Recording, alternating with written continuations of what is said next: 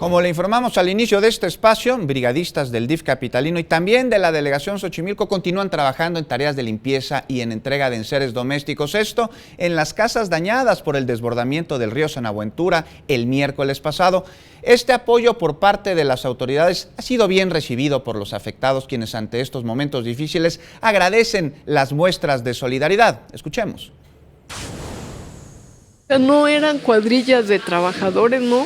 Eran sus funcionarios que vinieron a sacar todo el lodo en carretillas, limpiando todo. Con la ayuda que nos están dando, pues ya veo más claro que se están limpiando, porque eso sí, vino personal del DIF de la Ciudad de México a apoyarnos a limpiar, eso es verdad.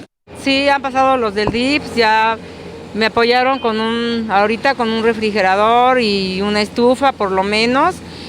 Pero sí han venido a apoyar, hasta eso que sí, igual que los alimentos.